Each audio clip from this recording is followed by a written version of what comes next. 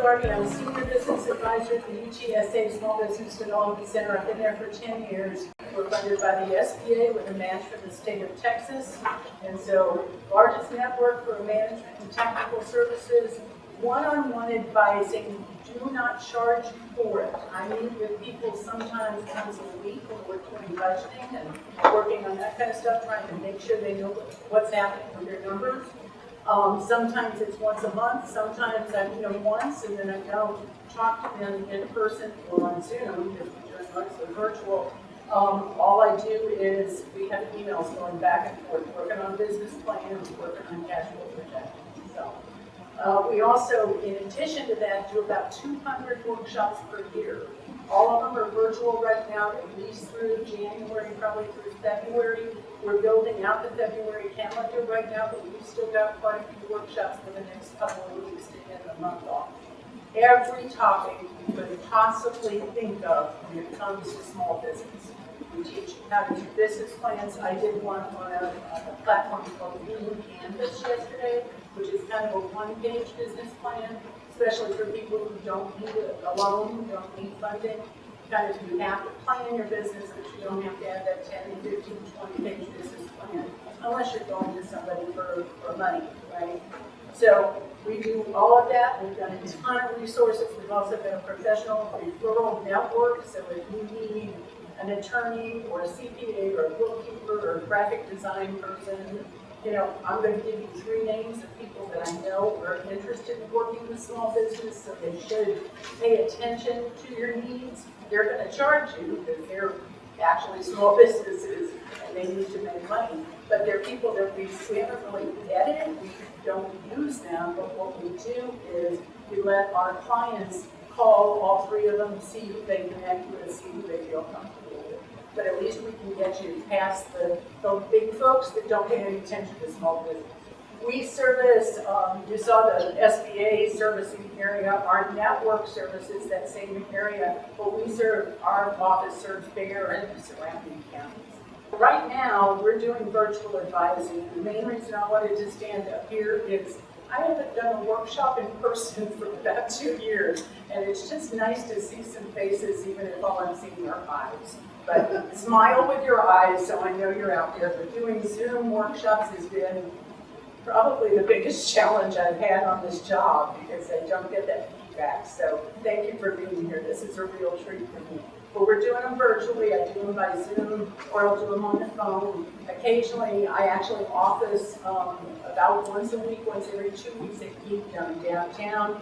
And we're working on getting out to South Park Mall when Southside first gets moved.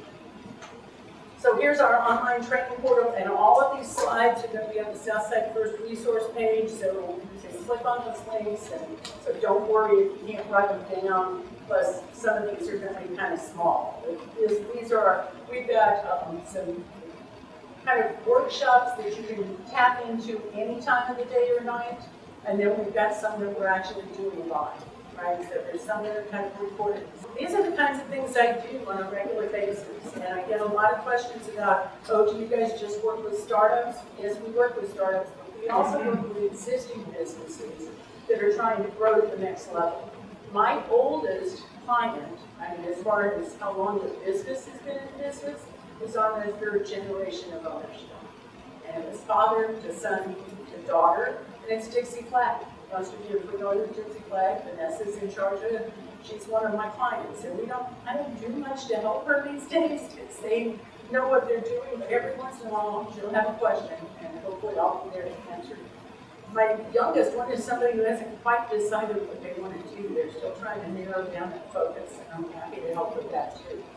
My youngest client is right now, I think he's 17, he was 14 when he came to me. He invented a bookmark in his GT class. It's one that the plastic goes over the page, and as you turn the page, the bookmark goes with the page. So if you fall asleep, you don't lose your place. Brilliant. 14 when he invented it. He's won some pitch competitions. He's, a junior, senior at Reagan. He doesn't really care about it anymore, but mom's still pushing it, so I'm working with her now. But these are some of the things. I spend the majority of my time helping my clients get their business plans in good shape, helping them with cash flow projections, because you've got to have that if you're going to go for a loan. right? But a lot of my clients aren't looking for funding, but they really do need to figure out how to market their services, how to get more customers. I can help in any of that. I don't do the work. I just give you advice on how to do it, but then sometimes I can look in resources. We've got access to the university library, and we've got, I'll show you another resource that we've got that helps me a lot on doing research and doing business. Just wanted to show this. I think during a pandemic, we did pretty well. We brought in that total capital formation is for all the clients that we work with in our office only, not that whole 11 counties, but anybody that we're working with. So 41 million, that's not bad, right? And I had, as a senior advisor, a $2.9 million goal. I'm very proud to say that I tapped into 13 of that, 13 million. Now, Ashley told you about all that CARES Act funding. I gotta admit, probably half of that 13 was CARES Act funding. I've got a restaurant that got $2 million in that restaurant revitalization fund. We're setting up this time to figure out how to spend the money that will be allowable but still help that business stay in business. So, but yeah, 533 jobs created. And this is how I get measured. It is on new jobs, retained jobs, business starts, business expansion. The wonderful thing about the SBDC is that we're just one of several centers within the Institute of Economic Development. And so this is the list. So if you're interested in doing government contracting, like all the stuff that Renee talked about, and you're like, I don't know where to start, what do I do? Because it's overwhelming. And of course, you want not just Baker County, you want every level of government that you can tap into that your business is right for. So we've got specialists that can help you figure out how to get all your certifications, walk you through all of that, and also help you figure out how to market to government agencies. We've actually got 2 different departments that can help you. In addition, we've got international trade. I'm going to skip that next one, but international trade. So if you're interested in doing importing or exporting, then they're the ones to talk to. And then we've got a technology commercialization center where they mentioned grants for tech, right? So I send you the in and they can kind of help you with that. Those are very specific grants for very usually high-tech firms. We've got a COVID business recovery center. They primarily are just helping get you to the resources. And then we've got an HR advisor that can help you with personnel handbooks and what to put in, what to leave out, and how to deal with unemployment and how to make sure you get rid of people when you need to get rid of them and make sure you're doing all that legal. Going back to the SBDCnet.org, highly recommend that you go to that website. They are a research group out of our institute.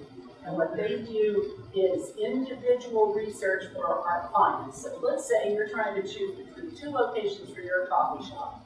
I can pull demographic information for both of those areas and figure out which one's going to be better for you, for your target population, right?